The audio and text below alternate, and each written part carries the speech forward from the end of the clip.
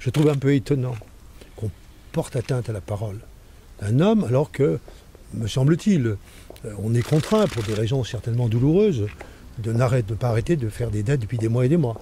Il y a là une sorte de paradoxe que je comprends mal. C'est tout. C'est pour ça que moi j'ai voulu d'abord défendre la parole de Claude Hervé. Je n'attaque personne, mais je trouve très étonnant que des gens qui ont toutes les raisons, un président qui devrait toutes les raisons de le jouer modeste, compte tenu de la situation, minimum, hein, portent des attaques à l'égard d'un homme qui a sauvé le basket en son temps et qui est, je crois, légitimement reconnu dans cette ville pour, lorsqu'il prend un engagement, le tenir. Donc moi, tout mon propos, il est sur la défense de Claude Hervé. Voilà. J'ai été extrêmement choqué parce que Claude Hervé est un partenaire depuis très longtemps, de mon prédécesseur. Robert Jarry, quand j'ai demandé à Claude Hervé de venir nous aider, le petit mail que je lui ai fait, je lui ai dit que Robert Jarry aurait demandé la même chose. Et il m'a dit qu'une des raisons pour lesquelles il avait accepté d'essayer de nous aider, c'était cette référence, cet engagement qui est le sien depuis très longtemps dans cette ville au niveau du sport. Et c'est vrai que je suis profondément choqué, mais profondément. Je crois que je ne suis pas le seul, que sa parole ait pu être mise en doute. Alors qu'en plus, ils se sont engagés depuis 8 jours. Attendez, faire le solde de la paye, ce n'est pas rien en février. Permettre à un match qui était annoncé comme annulé. Moi, j'ai eu des fournisseurs, des entreprises, vendredi, et qui étaient contentes parce qu'elles savaient qu'au moins, ce soir-là, elles étaient payées. Moi, j'ai vu du personnel qui m'a dit merci. Monsieur le maire, au moins, ce soir, on sait que nos entreprises sont payées. C'est nouveau. Il y a des mois qu'on ne l'est pas. Ce n'est pas rien, tout ça. Je pense aussi à tous les créanciers qui ont peut-être une chance de ne pas tout perdre. Il y a les salariés qui ont peut-être une dernière chance de ne pas être sans emploi dans quelques jours. Il y a tout cela dans ce dossier.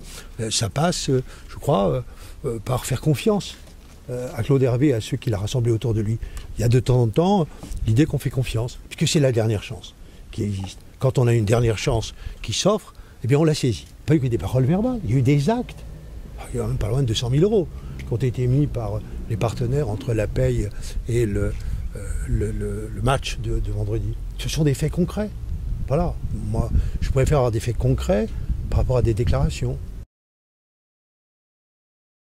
Le seul qui puisse vous donner une réponse, c'est le commissaire aux comptes, pour vous attester de l'état du passif. Le jour où le commissaire aux comptes, vous vous rappelez quand même le débat sur l'audit, quand même, où ça a été rejeté de façon un peu... Je me suis dit, c'était un scandale choquant de réclamer un audit, ce que la ville avait réclamé.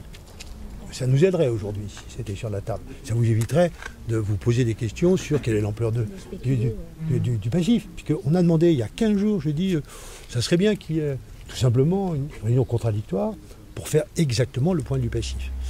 Nous n'avons pas obtenu à l'époque de réponse. Et même, rappelez-vous cette remarque un peu étonnante, si la ville, elle n'a qu'à payer, c'est extraordinaire.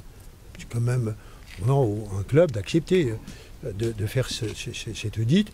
Il est en cours. Et seul, et pour ça, moi, je ne confirme ni n'infirme aucun chiffre. J'espère qu'il reste quelques heures pour réfléchir, pour prendre la mesure, pour penser effectivement aux salariés du club, pour penser aux créanciers, pour penser au club, pour penser à un peu tout cela. Voilà. Je ne sais pas si ça suffira. Rien n'est impossible.